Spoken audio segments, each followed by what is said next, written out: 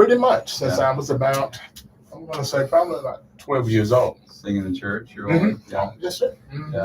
Yeah. Have you ever been in a band? I have not. I've been part of a choir. Uh-huh.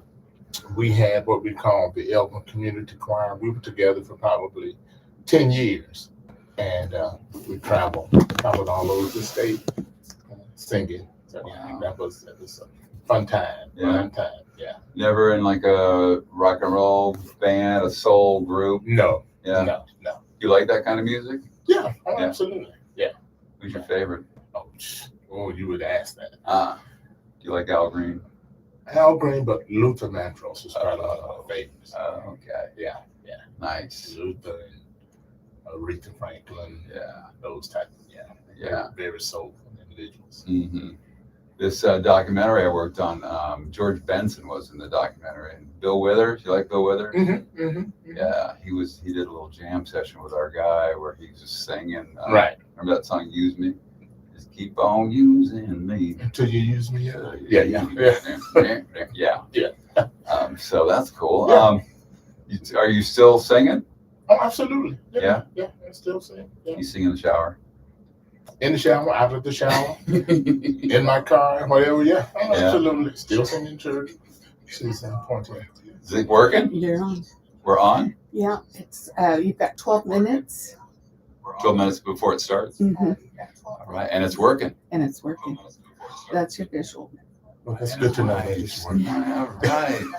Hey, Absolutely. We knew it would, Sonia. We knew that it would. Well, we hoped it would. No, I'm glad you knew. Yeah. Because I've had some technical snafus over the years, so you just never know until it's actually working, and then it could stop working. So yeah. This one's recording also, and the volume level is good. Okay. This one's going to be editable. That one is live, so I'm starting early. I see a lot of lives go early because they're testing everything. Right. So I think we're good. I'll indicate when it's 11 o'clock, and if you'll give the introduction to the podcast and who we are, and then introduce Byron, or let him introduce himself, however you want to do it. Yeah. Okay. Byron, how should I introduce you? How should you? Byron Mitchell, longtime Elgin resident, has lived here, born and raised. Absolutely. Mm-hmm. A member of the Elgin School Board for 26 years. That is correct. Fourth generation Elginite? How many generations? Something like that. I'm trying to remember. Yeah, I'm trying to count it up because my great grandfather was an Elgin resident. And did he move? Was he the first family member to move here? Probably. So. I mean, they were born here. Okay. Yeah, they were all born and raised here. Yeah. So we never had to move from somewhere else. You did. When I came into the world, they were here. Yeah. You know, I was raised by my grandmother and my aunt, and my great grandfather lived next door. Oh. And so yeah. And so your great grandfather was born here also. Yes. Did you have family that were slaves here? Do you know? Not that I'm aware of. No, it doesn't go back that far. Doesn't go back that far. No. Not that I can remember. But your great grandfather was born here. Yes, absolutely.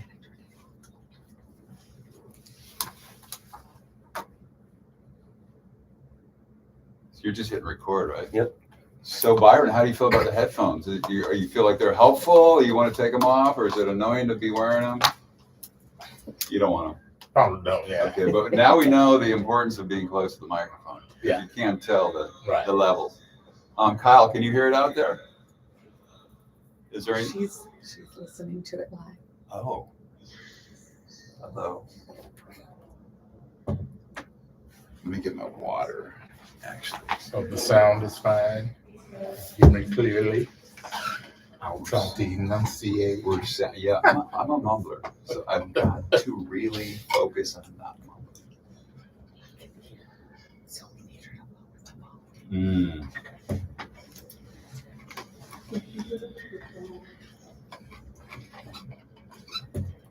Byron, if there's any time that you need to stop, use the restroom, you need to get some water, you feel free. Okay. I'm your best friend right now. Good, good, good. I'll make you look good, sound good, Good, good.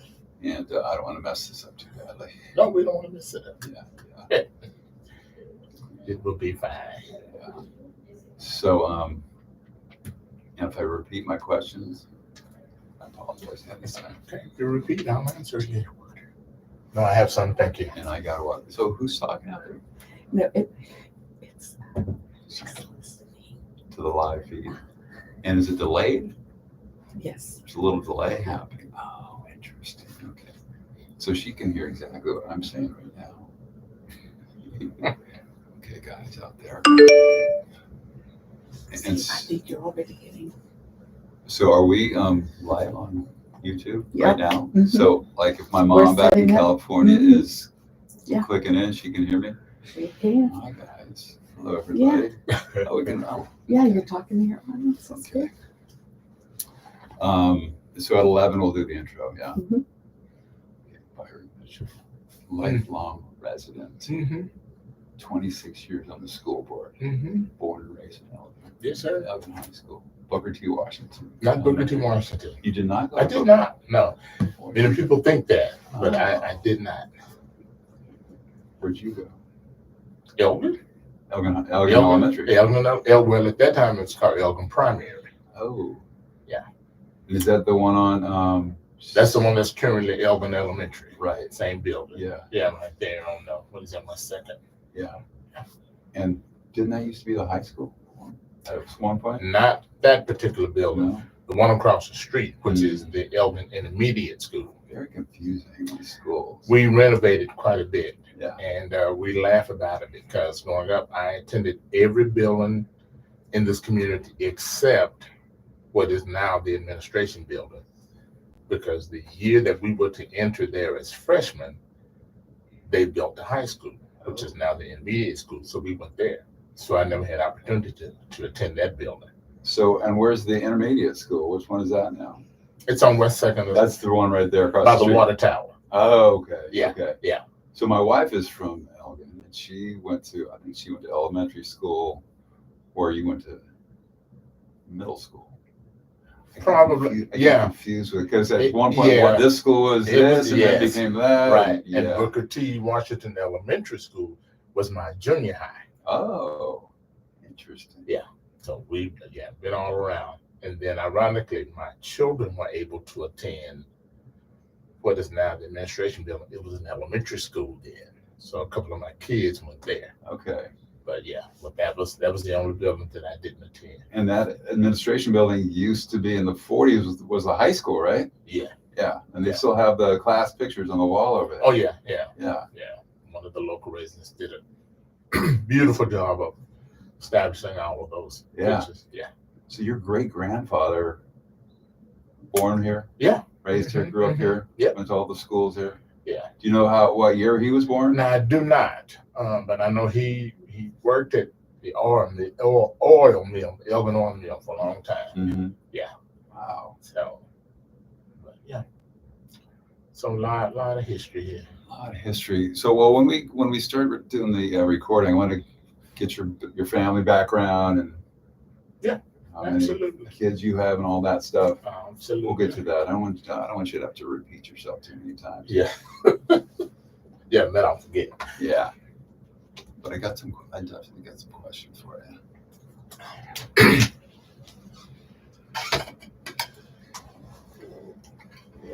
Did you go off and go to college after high school here? I spent a little time in college. Where'd you I go? did not come. Went to spend some time at ACC Mhm. and then spent some time at what was then Southwest Texas State University. And is that in Georgetown? No, in San Marcos. It's Oh. Texas State Oh, now. right. Yeah. Yeah. Okay. The teachers' college back then, right? Right. Yeah. Yeah. That's where LBJ went. Yeah. Right. Correct. Yeah. Yeah. So did a little time, then stopped, started working, raised family. Yeah. Yeah, but it was ironic because, it's one of the reasons I was interested in the school board because I felt like at that time that I wasn't prepared. Yeah. And so I struggled.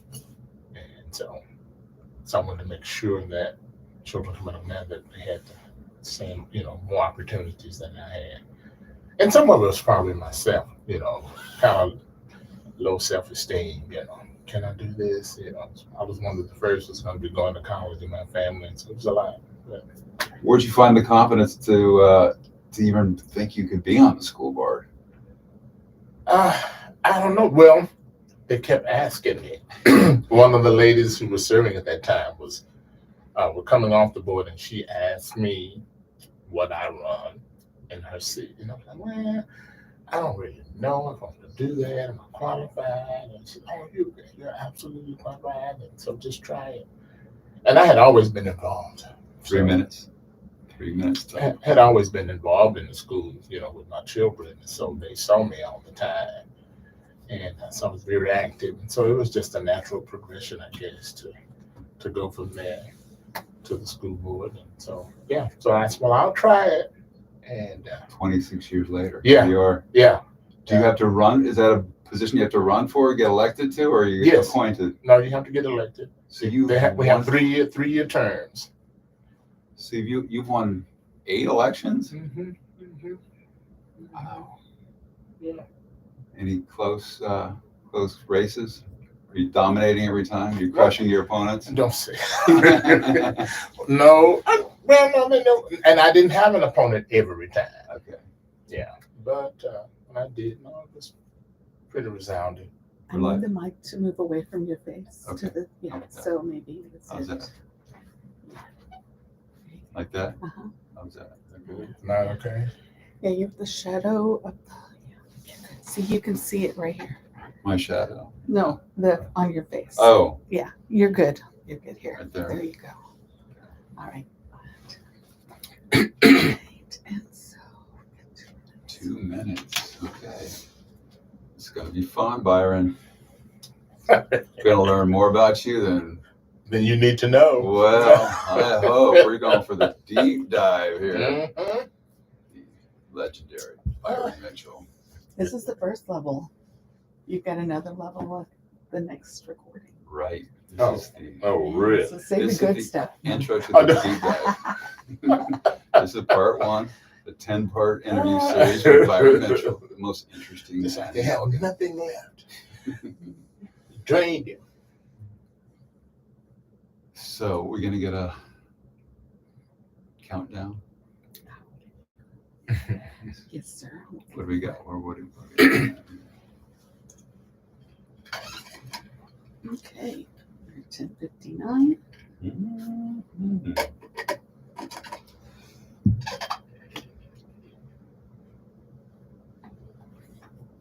Byron, can I ask you how old you are? You can ask. Byron, are you going to tell me how old you are? I am. 3, 2. Hello, everyone, and thanks for joining us today. My name is Bob Makela. I am on the board of directors for the Elgin Oral History Project. And we are an organization in Elgin, Texas that collects and archives stories from people who've lived in the community for years. And today we're doing our first video interview with Byron Mitchell. Byron Mitchell is a lifelong Elgin resident. He is possibly 4th generation. Mm-hmm. Great-grandfather was born and raised here. He's been on the Elgin School Board for 26 years. Correct? And that's correct. Yep. And so today we are just going to pick his brain and get to know this man and kind of show you guys what the Oral History Project is all about and why we're doing this. First of all, Byron, thanks for being with us today. Thank you for having me. I want to say good morning to you. And I'm excited about being here. It's my first podcast, but I'm excited. And before I get started, I want to dedicate this program to my late wife, Winnie Mitchell, and my grandson, Noble.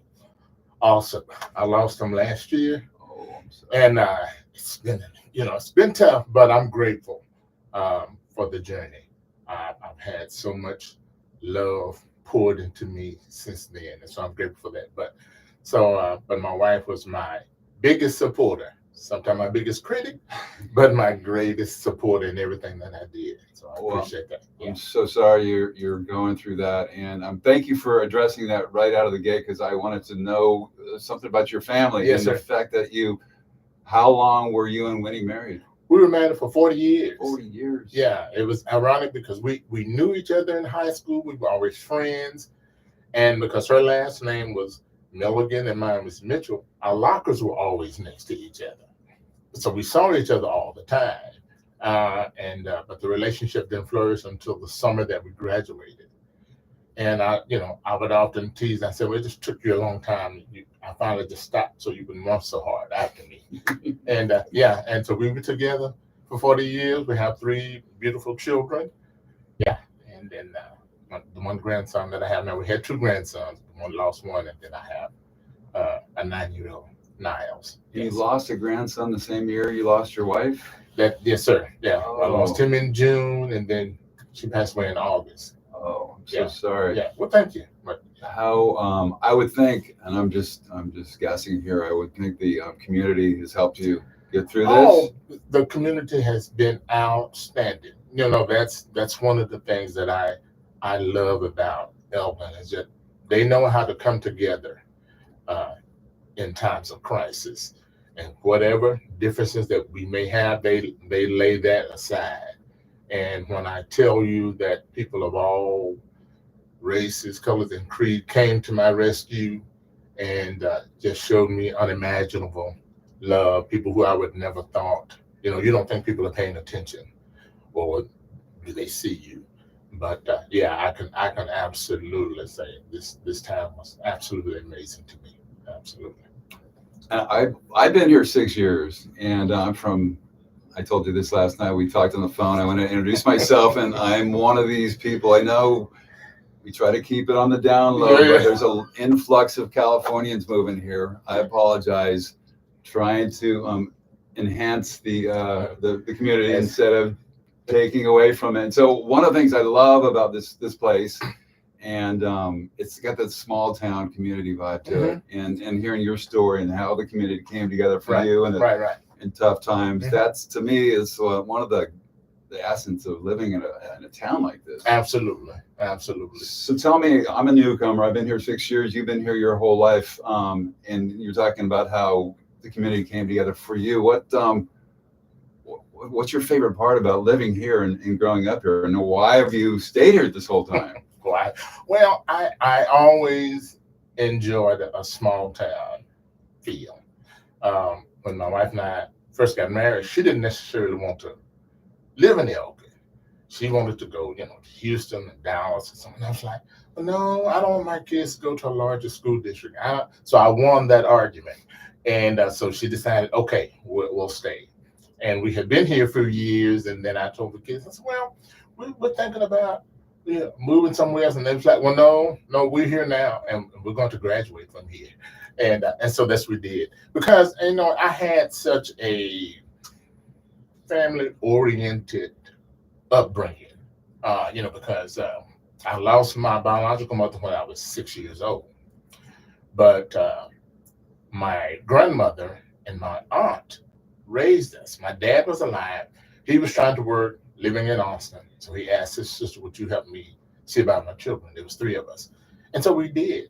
But there was such a community because I had cousins next door.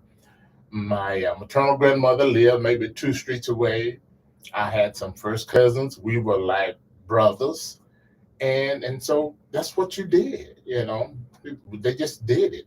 And so I enjoyed that, because we could walk the streets or go anywhere. There was always somebody that knew you. Not everybody appreciated that, because some people like, I don't like small towns because everybody know your business, So, and I could understand that, but that was never an issue for me, because I was always sort of a mama's boy anyway. And so I wanted to stay close to my mom and to my family. And so, so I'm still here. So you lost your mom at 6, though. Yeah. Absolutely. Incredibly traumatic. Do you remember the circumstances around that? I absolutely remember that. Yeah. You don't ever forget it. Yeah.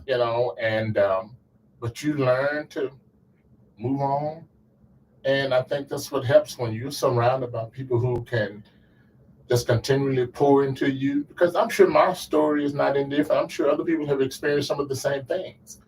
But you take it as it is. I have a lot of faith. I depend on God in my life, and you just do that. Doesn't mean you don't have difficult moments, but you try not to let those difficult moments define who you are. They can either make you or break you, as they say. Yeah. So I've learned to live that and enjoy life and try to be the best person that I can be. And help people in the community. And help people in the community. Yes, sir. So tell me about your family background. You said your great grandfather was born here. My great grandfather was born here. Is that like the 1910s, 20s? How old are you? I'm 62. You just had to get that I'm out. so sorry. Hey, guess what? I turned 64 last week, so I'm older than you. You know what? Yes. I laugh at that, but really, I don't mind, because there are many who are not able to say they made it to 62. And so I'm grateful for that. My great grandfather was very close to me. Now, some of those, as I can remember now, some of them grew up in the Sayersville area initially, when Camp Swift was a big thing. Many families lived out there. And so then when Camp Swift closed. Well, Camp Swift was a functioning Army base, right? Yes. During World War II. Yeah. And so there were a lot of families who lived out there. And when that closed down, then some of those families moved into the Elgin area. And so that's how that was started. I've been here so long, I tell you, I was here when MLK was South Avenue F. That's the street. Before nobody knew who MLK was. That's right. Yes. That's right. And, and so that's what we did. And we often laugh, we were poor, but we didn't know it, because we were rich in love, and everybody struggled together. My great grandmother was a very caring lady that showed me a lot of love, and we would often laugh, my brothers and sisters, because she would threaten, you all continue to do this, I'm gonna be here. And we know she never would. But my aunt would. Now, she was the disciplinarian. So, okay, y'all get out of line. So I learned very early not to do those things that would get me in trouble. But yeah. So was the town pretty segregated when you were growing up? Well, it probably was, but it probably was just a natural segregation. At that time, we lived in what was called South Elgin, over the railroad tracks. So it was literally on the other side of the tracks. It was literally on the other side of the track. But for us, there was a south side and there was a north side. And so were most of the black families on the south side of the tracks? Pretty much. Yeah. Yes, sir. Yeah, pretty much. And but we had a lot of things in common, and we, like I said, we lived life. And they didn't go around thinking, well, we're on the south side and we don't have this. It wasn't that type of vibe at all. They were just busy appreciating and loving each other. My grandmother was a God-fearing woman, and even though she didn't have much, you would never know that. We'd laugh because she would give her last dime and still be just as joyful as if she had $1 million in the bank. And so she shared that and showed that to us. And so I never measure individuals by their bank account, but by their character. And I think that's what makes a good person. And we learn that by, engaging with each other and communicating with each other. We never talk. We don't understand. My struggles are different from your struggles, but the struggle is still the same. But we're humans at the end of the day. And we have to learn to keep, to care for one another. Yeah. So it was more natural segregation. And was there any tension between the races back then? Not really? You know what? I'm sure that there was, but nothing that we probably would have seen in other areas. And a lot of that, they didn't necessarily share with the kids. There might have been some conversations among the adults, but they didn't let certain things, they try not to let certain things affect young people. They just like, hey, this is an adult issue and we're going to handle it. Now, there were, several leaders in the community who stood out. I remember a gentleman by the name of Mr. Harvey Westbrook. He was a strong advocate for the NAACP, and he fought for a lot of things in the community. People respected him in all areas, and so that's the way we carried on. But but even in spite of that, like I said, the love was paramount. Mhm. They wanted us to have a safe, feel in a safe environment. This is your safe space, and that's what we did. Yeah. But they were proud people. My grandmother was a proud woman. She was the domestic maid, but she didn't allow anyone to disrespect her. Hmm. But she did it in a loving and a kind way. Yeah. And so we learned from that.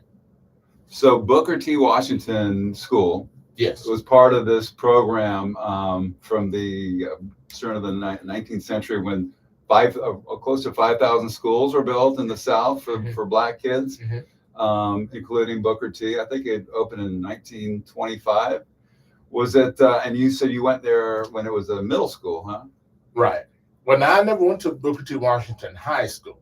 My parents. I'm talking about Booker T. It was a high school? Yes. Oh, I thought it was an elementary school. It is now, but that came along later. So originally it was a high school. Correct. Gotcha. Right. Okay. Yeah. And so I never got to attend that. I think our class was probably either the first or second year that we were fully integrated from the first grade. Wow. And we thought that made a big, big difference as far as classmates was concerned, because even to this day, we have a very close-knit community as far as our class is concerned, because that's all we ever knew was each other. It was different for individuals who were separated and maybe came together in junior high or high school. It was probably more difficult for them. But with us starting in the first grade as children, we got colorblind by that point. Yeah, hopefully. Now there were some adults maybe that didn't want that to happen. But did you feel that as a kid? Did you get a sense of that at all? Not often. Yeah. Not often. I mean, it would come up every now and again, but most of the time, if you just allow children to be children, they will be fine with each other. Yeah. It's adults sometimes we Don't kind of mess mess it up. things up. Yeah. Mhm. But we didn't.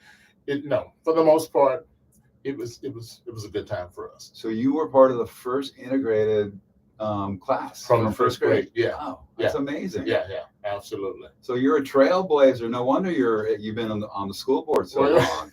Well, I don't know that trailblazer, but there were many of us, and we didn't even think of it like that.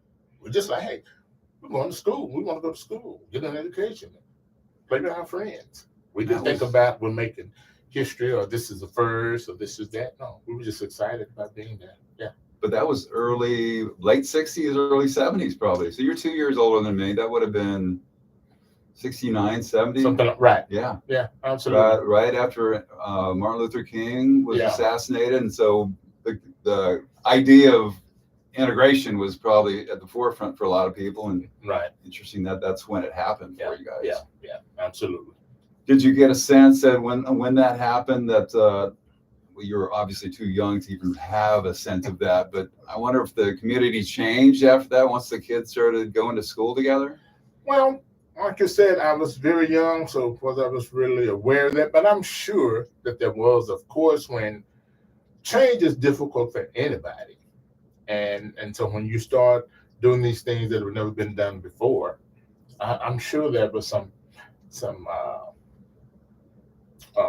nervousness about how is this going to affect us. We've always done this, so now you're asking us to do this. I remember I would hear conversations that when they integrated, we lost a good amount of our Black teachers because they had to go elsewhere to find jobs. Now we had a few that stayed and spent their entire career here and were very impactful for us. But that was one of the things that maybe that you see as children that you're like, well, do I have a Black teacher? I don't think I had one until I maybe got to the 6th or 7th grade was the first time I had a Black teacher. Really? Yeah. And so they only had 1 or 2, and so they were very popular. So it didn't take much to fill up their class because everybody's going, well, I want to have her. Well, but even still, in spite of that, I had some wonderful teachers, Black and white, that made an impact on my life. Yeah, absolutely. And so obviously that experience, I think your own personal school experience is going to shape what kind of board member you are. Yeah. So you've been on the board. I think I asked you this before we started recording. You've been on the board for 26 years, right? The people have blessed me to be able to serve for 26 years. And this was not something you set out to do. Somebody asked you to do it because they recognized in you a leader. Is that, you think that's what the impetus was? Well, I don't know what they recognized, but they did ask me. Matter of fact, Mrs. Dorothy McCarthy, because she had served on the school board. She didn't want to run again, and so she approached me one day to ask what I considered. And I said, I don't know. Am I qualified? I didn't do this and do that. And she said, no, it's okay. It's okay. Just think about it. And so I said, well, I'll give it a try. And so here I am now, 26 years later. Wow. So it was, and so and one of the reasons that I finally decided to do it, because I wanted children who looked like me to know that they could do this. That in order to be a part of the change, sometimes you have to be a part of the conversation. You have to have a seat at the table. And so I said, well, I want to do this for them so that they can see that, well, if he did that, I can do that. And I started with the mindset of being very cognizant that people are watching me, and I didn't want to mess up. I said, can't screw this up, Byron. And so I went in there with that mindset that I want individuals who have necessarily never sat down with someone like me. Here is this dark-skinned black man, big lips. And yeah, it is what it is. And so I went in with that mindset that I want them to understand who I am as a person. Don't just see the outside of me, but understand who I am as a person.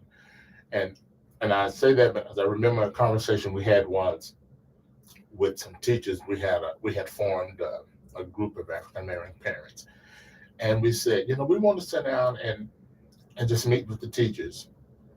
We want to talk to them because they probably have some misconceptions about us, and we probably have some misconceptions about them. And so let's sit down and talk to one another and be real. And so eventually they agreed. And you could tell when the teachers first came in, they were a little apprehensive. Like, what is this going to be about? Are we in trouble? Are we in trouble? Are they going to attack us? But it turned out to really be a blessing in disguise, because we were just being very real about what it is that we thought. And for instance, we told them, the reason that we want you to know who we are and what our experiences are is because our children are with you 8 hours a day. And how you treat them reflects on what they feel about you. And so if you treat our children a certain kind of way, then how are you going to treat us? And so how do we feel about you, about how you affect our children? And so, and I shared with them, I said, because some of you, the only picture that you've seen of us is what maybe that you've gotten from television. You've seen something. And so I would go into the school, and I always want to go with a smile. I said, it doesn't cost anything to say good morning or hello. Because some of you may see me, here's this tall black guy, and you immediately become, oh, well, is he going to be angry? Another angry black man. No, I'm here to first help my children and to help you, to educate them. And so the conversation really turned out very, very well. And so that was the start of me saying, okay, yeah, I'll go ahead and try this school board thing. Yeah, to see how it works. And you probably saw you could have an impact.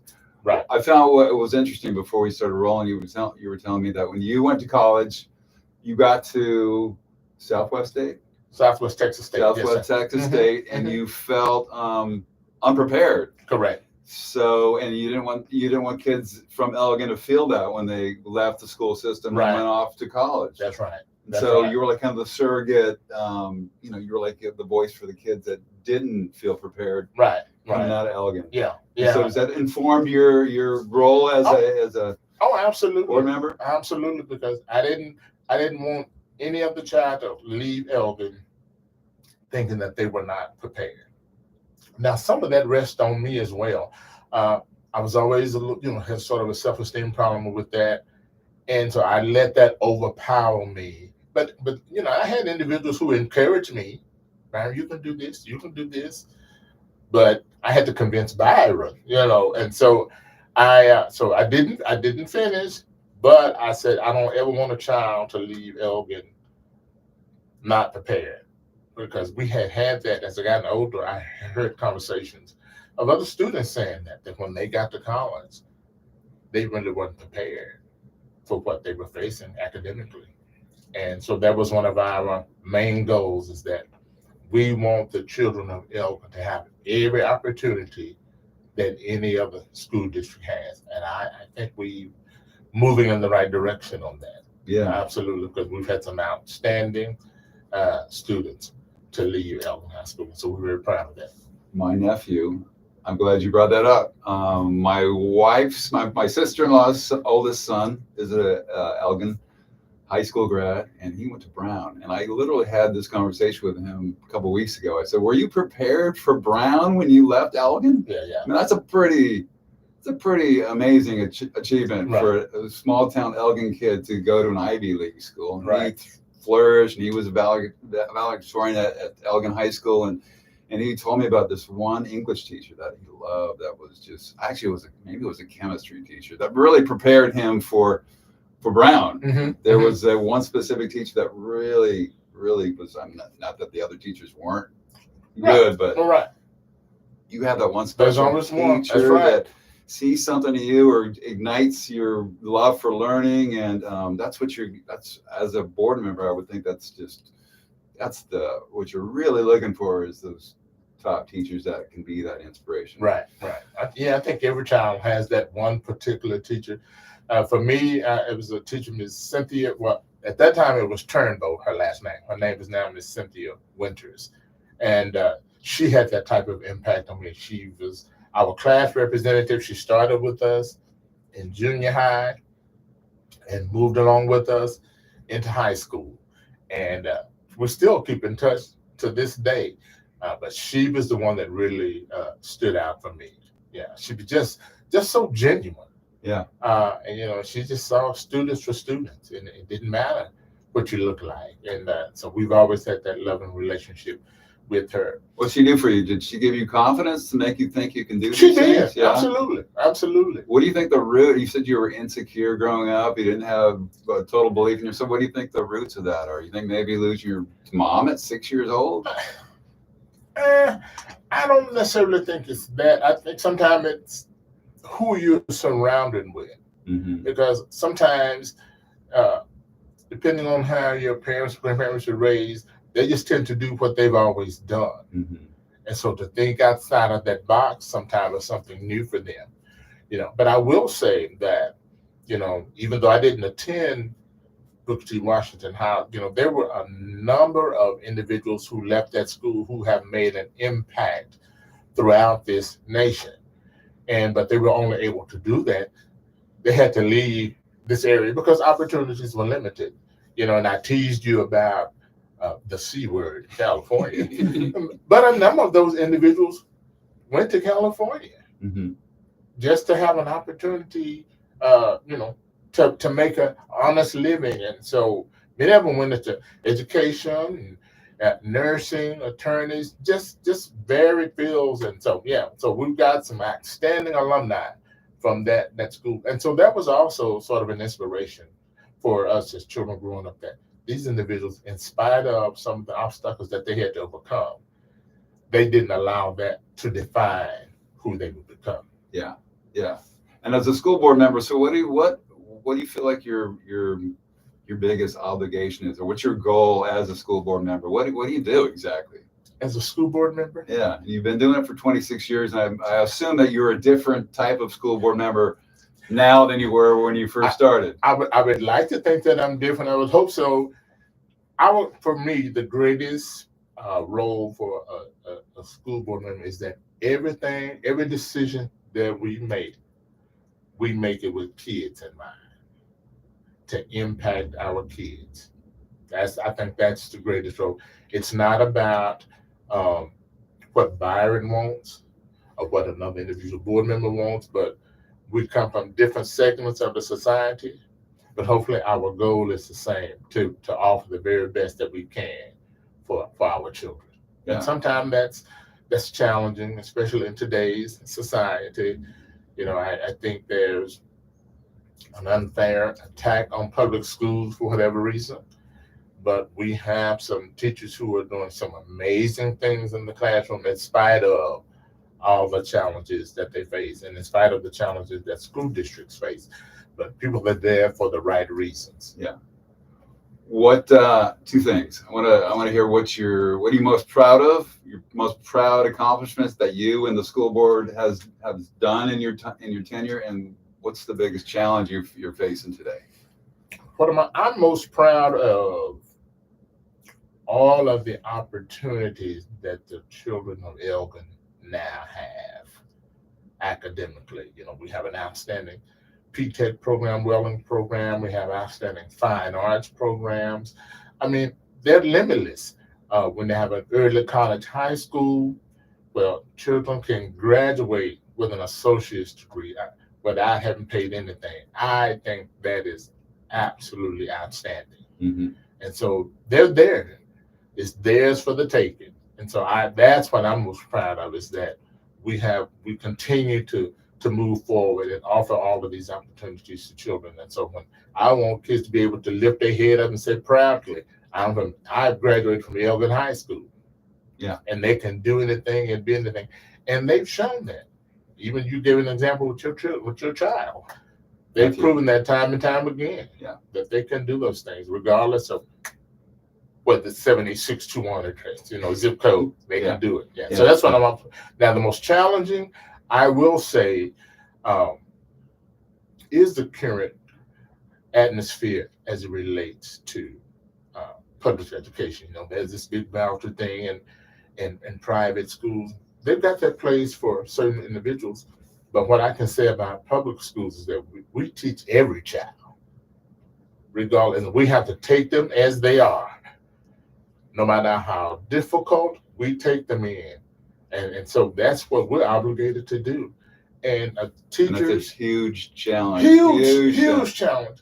But what I'm most sad about, we put so much on teachers, so much. We require so much of them. They have to be so many things: teacher, counselor, lawyer, disciplinarian. But yet, it seems that when we talk about compensation for these teachers, then the water gets muddied. Mm-hmm. I don't know why it seems so difficult for us as a society to realize the true value that we have in teachers. I think they ought to be some of the highest paid individuals in the land. I went to a graduation party last night, and I don't know if Karen told you, but I took a 3-month short-term substitute job this past year for a pregnant teacher, second grade. Yeah. So for 3 months, I was in a second grade classroom, and I ran into, last night I went to a graduation party, ran into the teacher who was across the hall from me. And so she heard all the chaos, and and I told her specifically, I said, I think every teacher needs to be a teacher. I mean, every parent needs to be a teacher to know what the teachers go through. Yeah. Because like you said, you got to be a teacher, a counselor, a referee, a life coach. There's a nutritionist. Yeah. There's so many elements to being a teacher, and it's exhausting, overwhelming with the paperwork and the grading, not to mention what's going on in the classroom. Right. It's exhausting. And the fact that they're so underpaid, and so underappreciated, that the school board needs to. And you say that it's funny, but I agree with you. I do think that each parent ought to spend one day at a school just to really understand all of the things that these campuses are dealing with. And I get it. Children today are faced with some things that we as children never had to deal with. It's the hardest time ever to be never a kid. had to deal with. Yeah. Some of these children are coming from broken homes and situations that we would just think impossible. How did this child make it through each day? And so So there you're trying to teach them academically, but also trying to understand them as a person. Yeah. And not really knowing some of the things, some of the traumatic things that some of these children have dealt with. And so we have to keep that in mind. And it's okay to be firm and strict. That's necessary. But also we often talk about building relationships and being able to break through that wall to really see an individual try for who or she is. Yeah. I really try to do that, and it's hard. It is hard because you connect with one kid, and then you got 19 other kids who see you connecting with that kid. They want a little of that, right, and then they're in your ear, and before you know it, you got 6 kids who want that Yeah. connection. It is hard. I tried once before I started working this job that I am now. I said, "Wow, you know what? I'll try to substitute. I'm gonna try it, you know." And I've heard, you know, people told me what to do and this and that, what to expect. And so I went in with this really open mind. I want to be caring and open. And I was in here in Elgin, and I won't say where it was. I lasted one day. I was like, no, this probably isn't for me. Yeah. You know, and so that just really opened my eyes just for that one day. Yeah. About the things. And so when you find a teacher that's able to really capture that and have control over the classroom like that, that's a special. That's that a person miracle. was called to do Yeah. that. That's a miracle when a substitute teacher can walk in and get a classroom of kids who just want to talk and have a good time because it's a substitute today. Yeah. You can get a classroom, that kind of classroom, silent. It feels like a miracle. Yeah. And there's some teachers who do that every day, and some of them sometimes you're just amazed. Man, they have really captured this class, and they have such. But you know, like I said, sometimes it's a calling. You just can't say, "Oh, I want to be a teacher. I want to be a teacher." I think you really have to have a passion to do it, because it takes all of that. And as a school board member, how do you keep those good teachers from leaving? Well, I think you try to create an atmosphere where, number one, they're appreciated, that they're supported, you give them the training that they need. You try to attend to their personal needs. And so you do all of these things, and it's just not a one-time thing. You spend a whole school year trying to let these teachers know we value you, we appreciate you. And not only do you try to compensate them well, but create an atmosphere that they love coming to work. That these people know I'm here, they value me, that they support me in whatever I can do. I think that's the way you do that. Yeah. Because it's not for everybody. It's not always about money. Money's great to have, to live. They have to live, but also, it may seem like a cliche, but building relationships, just having relationships. And so, as a school board, that's what we're trying to do, is create an atmosphere. We want you to come to Elgin. Mm-hmm. We want you to be viable here in Elgin. We want you to, we want you to get up in the morning excited about, I'm coming to this district because I matter to them. Yeah. So, Sue, let's talk about Elgin a little bit and your family history here. Okay. Mm-hmm. If you were trying to convince a teacher to come to Elgin, some kid's just out of UT and wants to be a teacher, how are you going to sell them on Elgin? What's so great about Elgin? What's so great about Elgin? I would tell them, just come spend some time here. Walk around town. Look at all of the festivals that we have, and just get to know the individuals. We out to the lab. We know who's not from Elgin now when you go in the grocery store. Oh. Because there was a time when there was a time when you knew everybody. It didn't matter. You'd walk in, but now it was like, oh, they're not from Elgin. No, they're not from here. No, they're not from here. But in spite of that, even when you see those individuals, just be a decent human. Yeah. Say hello. Good morning. How you doing? And so you don't get that everywhere you go.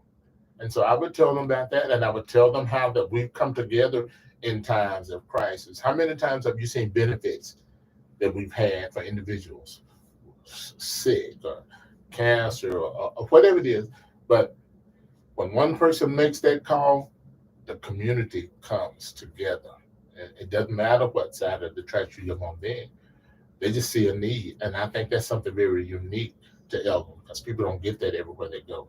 This Main Street program that we have downtown, and to be able to walk and just see your neighbors. That's what I would tell them. I said, you come to a place where people love each other, they value you, they want to see you, and come to a community. For a long time, it's a little different now. I think at one time, 6 of our 7 board members were born and raised in Elgin. That was rare. You know, we would go to conferences and people, that's almost unheard of. Absolutely. But, you know, because they were dedicated to Elgin, they cared about Elgin and they wanted Elgin to survive. And so I would invite people to come in, go through the school and walk through and see and feel the atmosphere of community and caring. And I think that changed their minds. I think that convinced them. And now that we have enough housing to support them, I think a lot more teachers are coming to stay. The racial diversity in this town, I've been all over America. I've been to 49 states, and I don't know if I've ever been to a place that feels so racially diverse between Black, white, and Hispanic. Everybody's intermixing, multiple generations. So there's a lot of mixed race people in town. The party I went to last night was a mixed race kids, and they're second, third generation Elginite. So it has a very unusually, and I told you this last night on the phone, unusually harmonious vibe to it. Despite the racial mix. And I, as a privileged white person, I could in this room right now have Hispanic. Sony's back there off camera. But it's, to me, as being here for 6 years and having come here for the last 20 years, it seems like there's some, and then nothing's perfect, obviously, but it seems like there's some racial harmony here. Am I wrong about that? No, I think you're right about that. And I think that came along with time. Because I feel like even when we didn't necessarily have the same mindset, we were still yet very respectable of each other. And so it took some time to get to this level that we are now. Yeah, this is a much different Elgin than when I grew up. How so? Well, you didn't necessarily see that much harmonious, as you're saying, you know, mixed races and things of that. But I think as people mature, and again, communication, learn to talk to individuals. I don't want to just assume that you think a certain way about me. Because I'm from the white guy from California. Yeah, because this white privileged guy from the sea. But, you know, hey, let's sit down and talk over coffee or whatever. And I think we have a better understanding of each other. Because who wants to live in a place with a constant strife? That's not healthy for anybody. Life is too short. Let's find the best in each other and celebrate that. And then when there are differences, let's be able to sit down and talk respectively among each other. Yeah. I think that's important. Yeah. And you personally been going through some rough last year. So how have you managed to get through that? I know you sing. Is your voice important to your healing? Is your singing? It is. That helps. That helps a lot. And I lean on my family a lot. My children still live with me, so I think that helps a lot. How old are your children? My children, oh God, I know you'd ask me that.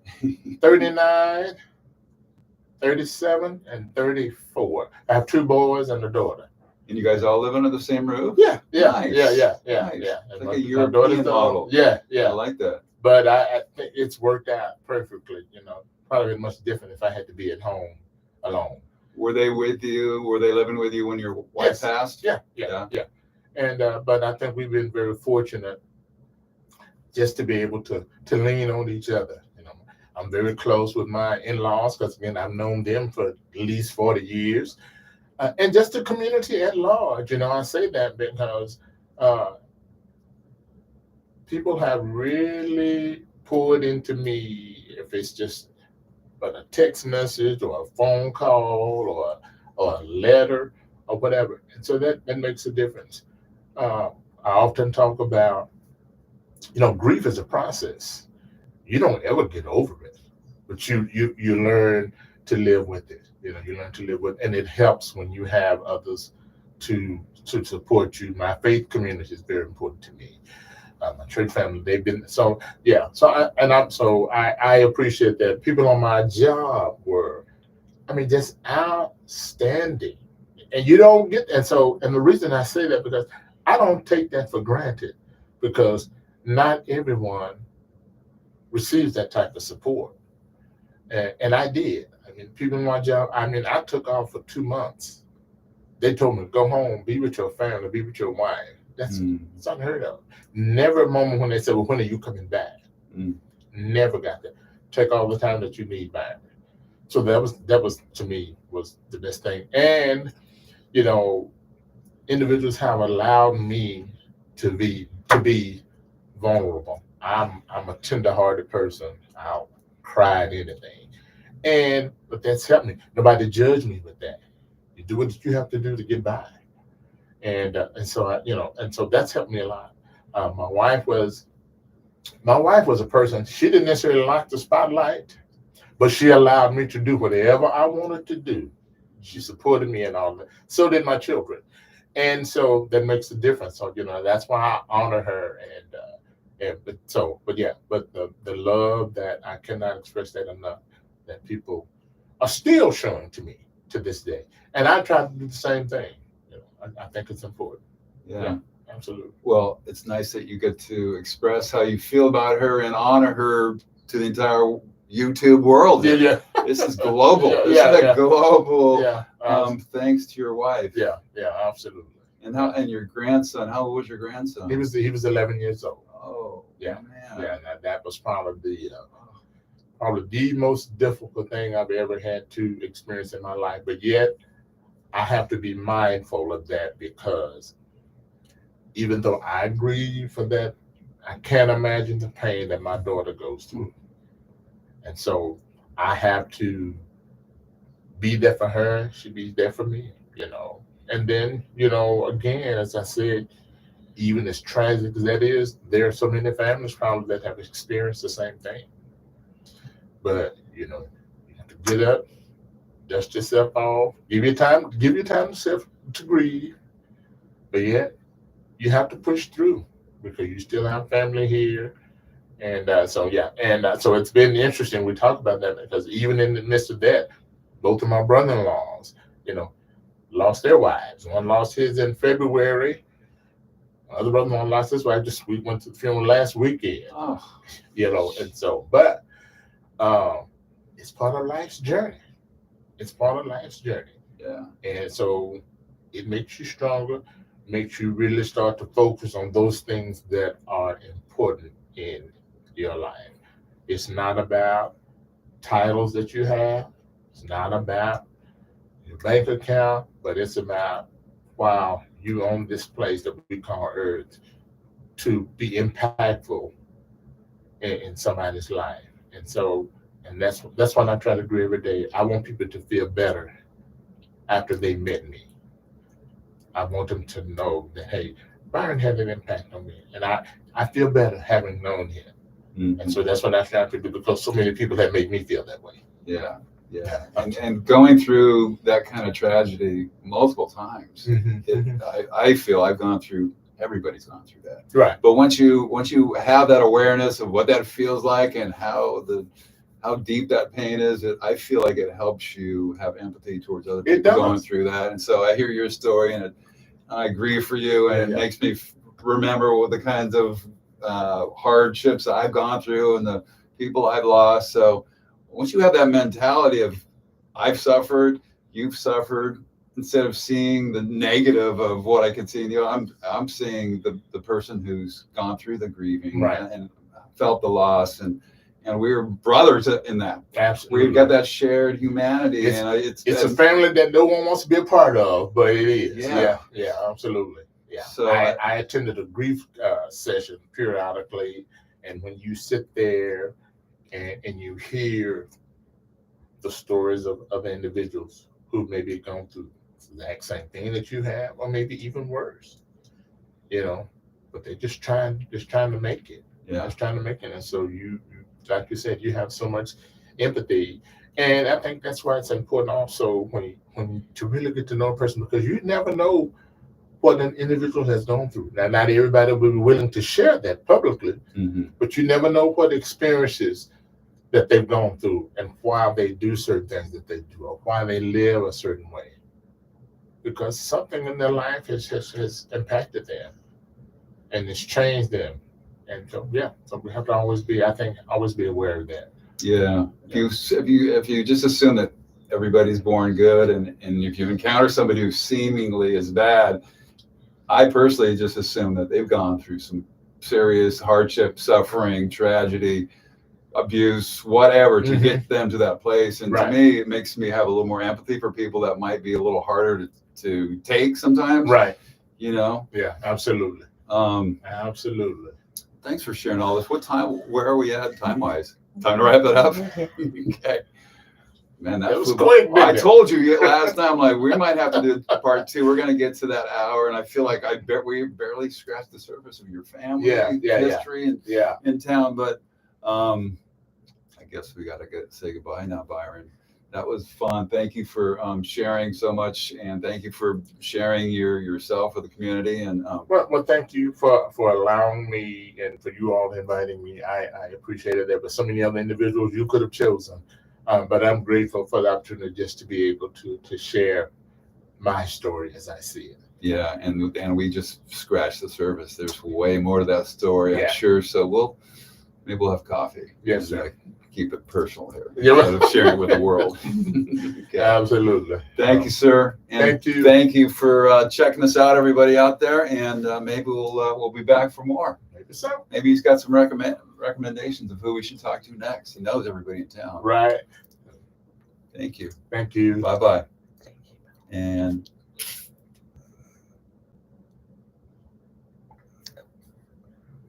we're still, there we go. Byron, what do you think?